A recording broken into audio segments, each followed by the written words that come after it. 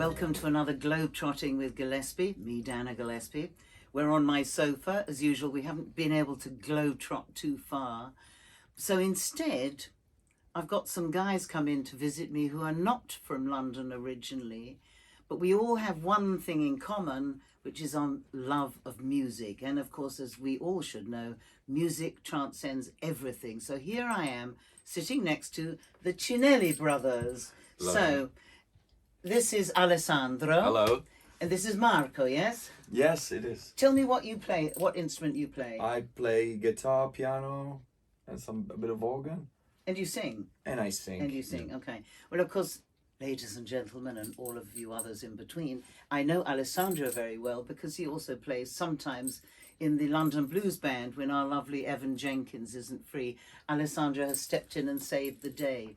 Now tell me, as you're from Italy, and we all three speak Italian, but we're going to stick in English because it is the universal language, apart from the language of love. How long ago did you first come to England, and why did you come to England? I first moved to London, I think it was almost 8 years ago. It's been as long as I know, right? God, tempus fugit. I know, and I just wanted to get out of Italy and see a little bit of world outside, my own town, really. And Rome was a good reality, but I was a little bit tired of it. And just thought, another great place, something not too far away, maybe, just to give it a try. I wasn't sure I could fit in a big city like London. I was a bit afraid at first, because also socially I'm not, a very talkative person. At first I was always very... So I moved to London, and I planned to stay for like 2 months, and then I started to gig like after a couple of weeks. And you stayed on? And then I stayed. So both of you, same story, Marco? I came later this time. Yeah. I was in Paris while he came here first. Yeah, I was in Paris. To suss the place out for you?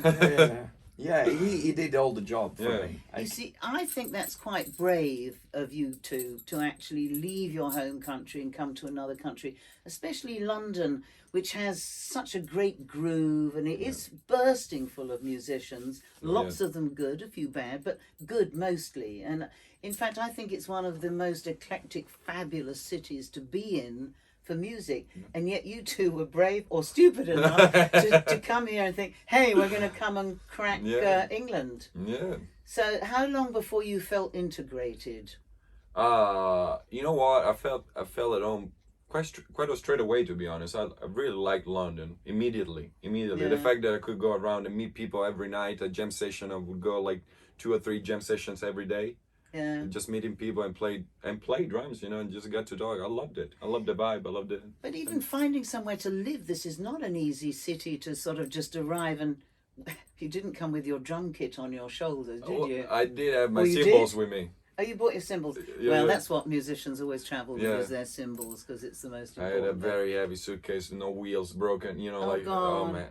So how long, you were on your own, and then who's the eldest? You're Marco, you're the older one. 4 year older. Okay, and is there another Cinelli brother, or is it just the two of you? No, it's just the two of us. No sisters? No sister, no bass player sisters. No. Okay, shame. I know. It's always quite nice to have That's a girl what Mum in the says. band. That's what Mum says all the time now. Really? Yeah. Oh yeah. So where's Mum and Dad in Italy?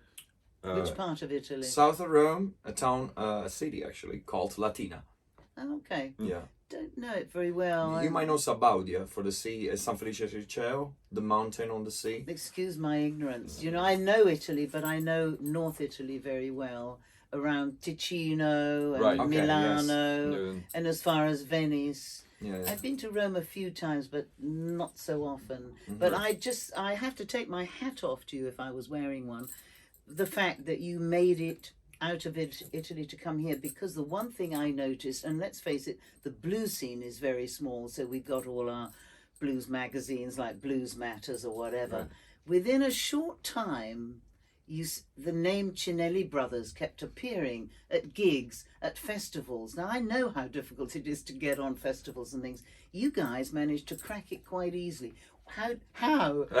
Tell me, what did you do apart from being good on stage? Thank you. I don't think there's a secret really, and to be honest with you, I never thought I would be good at doing these kind of things, because for me at first it was only like, okay, I wake up, practice drums, I go to jam session, I play, I get drunk, night is done, I have fun, great. But when you disapprove of the last bit. Yeah. But when you start to run a band, you need to face a lot of more things, of course, and you sit down, you learn things while you do it. And I spend a lot of time on the laptop now. I'm more of a booker and tour manager than a musician.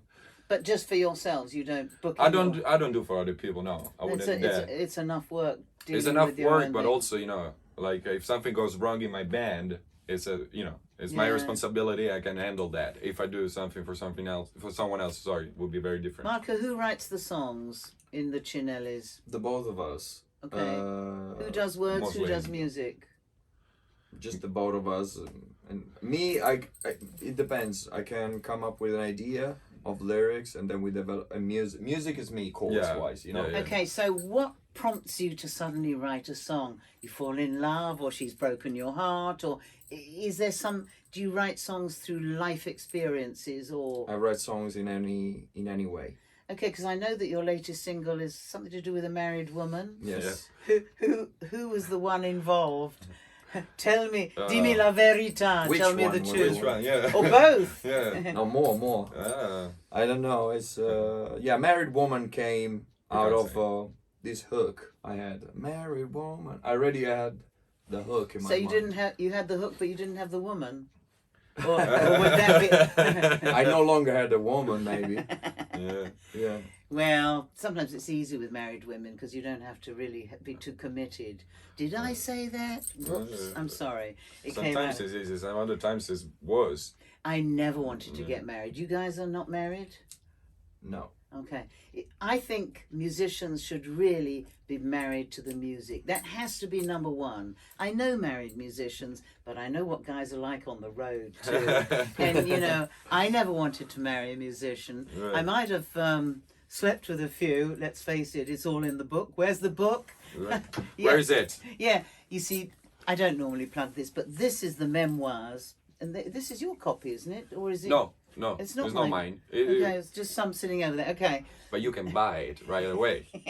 Well, if you know how to do all of this stuff online. But it is well known. I've had some great times in my past. Let's move this out of the way. Let's put That's it back. okay. I can hold it. I like it. Okay, you can hold it. Yes. Advertise. Yes. But I never wanted to get married because I always knew that music is my master, Right.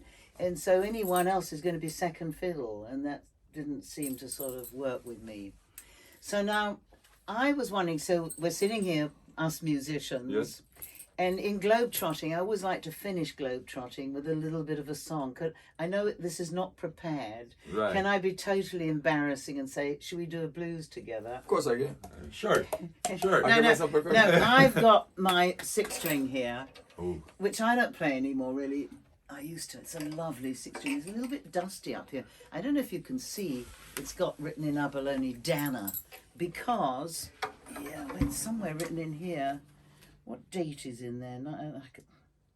I'm too blind. Without my see. glasses, it's all dusty in there. Oh, But sorry. it was specially made by a guy called John Bailey. 1971. Oh, later than I thought. It was in the 60s. But I've got a 12 string that he also made for me. But I don't know if it's the date or the brand or the date the guitar was made. So It's maybe. the date it was made, I think. But still, Okay. that's not bad. But the 12 string, which is over in the corner, is much older. Right. So, this is the thing about blues. For those of you that are watching Globetrotting, it's a very much an impromptu thing that you just do how you feel. And I thought if we did an old Bessie Smith song, because I love the old blues, we're going to do it in B flat. Is that okay for you? It's okay. And you don't give a shit what key it's in. But look, I've got some bongos down there. all right, grab Can you those. just kind of Of be course. nice and gentle? We don't want anything too frantic. No, 'cause no, no, it's- no, no, no, no. It's the afternoon. So if I just give you the counting, because this, ladies and gentlemen, is how blues should be. Nice, easy, relaxed, unrehearsed mostly, because this is totally unrehearsed. You didn't know I was going to lay this stuff on you. No. And I thought we'd just play out to an old Bessie Smith song, which was a song I learnt when I was 11 years old, called the Empty Bed Blues, which I hope none of you will have to sing. I now do sing it, because I know what the hell I'm singing about, but at 11 I didn't really understand what an empty bed was, except if it was me in it. An empty bed in those days was when you didn't have any chocolate by the side of the bed. That's Right. empty. Or you didn't have, I had a dog as well, so... Anyway, so if I'm just going to give you, just give me a 12 bar. Something like this. 1, 2, 3, 4.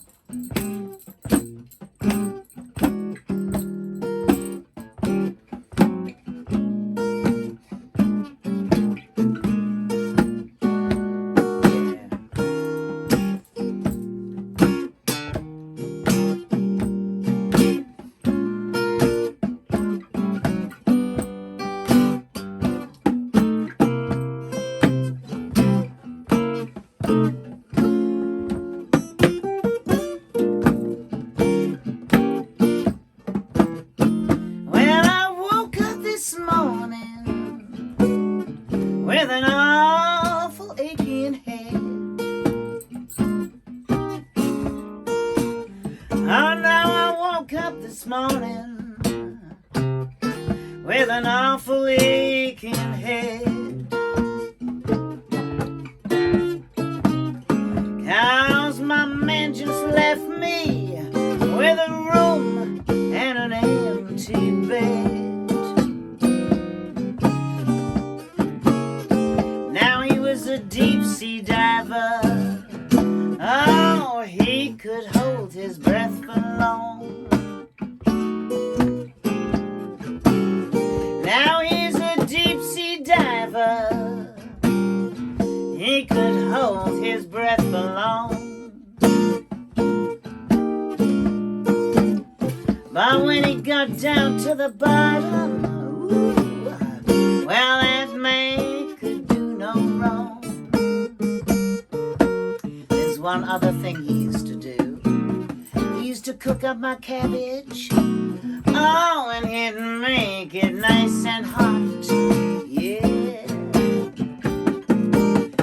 He used to cook up my cabbage, and he'd make it nice and hot. But when he put the bacon in, ooh, well, he overflowed my pot. So if you get good loving, now never ever spread the news. Now if you get good loving, now ever, never ever go and spread the news. 'Cause gals will double cross you and leave you with those empty bed blues. I think you should play one more 12 bar while I say goodbye. Okay, ladies and gentlemen, this is Dana Gillespie saying goodbye from her sofa. Next week, I got a really good guest for you. Not that these guys aren't. I seem to have more men on the sofa. I must find some women. Anyway, from the Cinelli Brothers, Marco Cinelli, Hello. Alessandro Cinelli, this is Dana Gillespie. Till next time, saying peace and love and 5-star hotels or 5-star ashrams, whatever you like. Yeah. How sweet it is.